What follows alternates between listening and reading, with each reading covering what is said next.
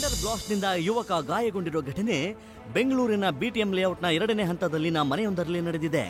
6 ಗಂಟೆ ಸುಮಾರಿಗೆ ನಡೆದಿರುವ ಈ ಘಟನೆಯಲ್ಲಿ ಮನೆಯಲ್ಲಿದ್ದ ಯುವಕ ಗಾಯಗೊಂಡಿದ್ದು ಸ್ಫೋಟದಿಂದಾಗಿ ಮನೆಯಲ್ಲಿದ್ದ ವಸ್ತುಗಳಿಗೆ ಹಾನಿಯಾಗಿದೆ. ಸ್ಥಳಕ್ಕೆ ಮೈಕೋ ಲೇಔಟ್ ಠಾಣೆ ಪೊಲೀಸರು ಭೇಟಿ ನೀಡಿ ಪರಿಶೀಲನೆ ನಡೆಸಿದ್ದಾರೆ. ಗಾಯಾಳು ಯುವಕನನ್ನ ಆಸ್ಪತ್ರೆಗೆ ದಾಖಲಿಸಿ ಚಿಕಿತ್ಸೆ ಕೊಡಿಸಲಾಗುತ್ತಿದೆ. ಕಲಬೆರಕೆ ಎಣ್ಣೆ ಹಾಗೂ ಅಡುಗೆ ಎಣ್ಣೆ ಮರುಬಳಕೆಗೆ ಸಂಬಂಧಿಸಿದಂತೆ ಆರೋಗ್ಯ ಇಲಾಖೆ ಅಲರ್ಟ್ ಆಗಿದೆ. ಎಣ್ಣೆ ಬಳಕೆ ಸಂಬಂಧ ನಿನ್ನೆ HCG ಕ್ಯಾನ್ಸರ್ ಆಸ್ಪತ್ರೆಯ ಕ್ಯಾನ್ಸರ್ ತಜ್ಞರಾದ doctor Vishal Rao video conference ಮೂಲಕ ಸಭೆ ನಡೆಸಿದ್ರು. ಸಭೆಯಲ್ಲಿ ಕೊಬ್ಬಿನಾಂಶ ಕಡಿಮೆ ಇರುವ ಅಡುಗೆ ಎಣ್ಣೆಯನ್ನು ಬಳಸಲು ಹೇಳಿದ್ದಾರೆ. ಎಲ್ಲ ಆಯಿಲ್ ಉದ್ದಿಮೆದಾರರು ತಮ್ಮಲ್ಲಿ ತಯಾರಾದ ಎಣ್ಣೆಯನ್ನು ಪ್ರತಿ 6 ತಿಂಗಳಿಗೊಮ್ಮೆ ಪರಿಶೀಲನೆಗೆ ಒಳಪಡಿಸಬೇಕೆಂದು ಸೂಚಿಸಿದ್ದಾರೆ. ಚಿನ್ನಸ್ವಾಮಿ ಸ್ಟೇಡಿಯಂನಲ್ಲಿ ನಡೆದ ಕಾಲ್ತುಳಿತ ಪ್ರಕರಣದಿಂದ ಅಮಾನತುಗೊಂಡಿದ್ದ ಬಿ ದಯಾನಂದ್ ಅವರನ್ನು ಬಂದೀಖಾನೆ ಎಡಿಜಿಪಿಯಾಗಿ ಸರ್ಕಾರ ನೇಮಕ ಮಾಡಿದೆ. ಅಮಾನತು ರದ್ದು ಬೆನ್ನಲ್ಲೇ ಹೊಸ ಹುದ್ದೆ ನೀಡಿರೋ ಸರ್ಕಾರ ಬಿ ದಯಾನಂದ್ ಜೊತೆಗಿದ್ದ ಅಮಾನತರಾಗಿದ್ದ ಶೇಖರ್ರನ್ನ ಇಂಟೆಲಿಜೆನ್ಸ್ ಎಸ್ಪಿಯಾಗಿ ನೇಮಿಸಿದೆ.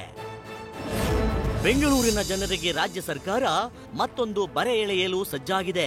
ನಾಳೆಯಿಂದ ಆಟೋ ಪ್ರಯಾಣ ದರ ದುಬಾರಿಯಾಗಲಿದ್ದು ಪ್ರತಿ 2 ಕಿಲೋಮೀಟರ್ಗೆ 36 ರೂಪಾಯಿಯಂತೆ ಪರಿಷ್ಕೃತ ಆಟೋ ಪ್ರಯಾಣ ದರ ಜಾರಿಗೆ ಬರಲಿದೆ. ಆಟೋ ದರ ಏರಿಕೆ ಮಾಡಿ ಆದೇಶ ಹೊರಡಿಸಿರೋ ಬೆಂಗಳೂರು ನಗರ ಡಿಸಿ ನೂತನ ದರದ ಜಾರಿಗೆ ನಾಳೆ ಮುಹೂರ್ತ ಫಿಕ್ಸ್ ಮಾಡಿದ್ದಾರೆ. ಅಪಾರ್ಟ್ಮೆಂಟ್ ಕ್ಲಬ್ ಹೌಸ್ ಒಳಗೆ ಬಾಂಬ್ ಬ್ಲಾಸ್ಟ್ ಬೆದರಿಕೆ ಸಂದೇಶದ ತನಿಖೆಯನ್ನ ಬೆಂಗಳೂರು ಪೊಲೀಸರು ಚುರುಕುಗೊಳಿಸಿದ್ದಾರೆ. ಸುಮಾರು 200ರಿಂದ 300 ಫ್ಲಾಟ್ಗಳನ್ನು ಹೊಂದಿರುವ ಬೆಂಗಳೂರಿನ ಆಲ್ಫೈನ್ ಪಿರಮಿಡ್ ಅಪಾರ್ಟ್ಮೆಂಟ್ನ ಗೋಡೆ ಮೇಲೆ ಈ ರೀತಿಯ ಬೆದರಿಕೆ ಸಂದೇಶವನ್ನ ದುಷ್ಕರ್ಮಿಗಳು ಬರೆದಿದ್ರು.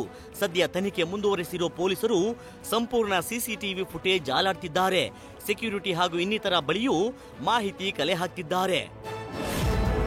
ಬೆಂಗಳೂರು ವಿಶ್ವವಿದ್ಯಾಲಯದ ನೂತನ ಕುಲಸಚಿವರಾಗಿ ಶಾಂತಲಾ ಕೆಟಿ ಅವರು ನೇಮಕವಾಗಿದ್ದಾರೆ.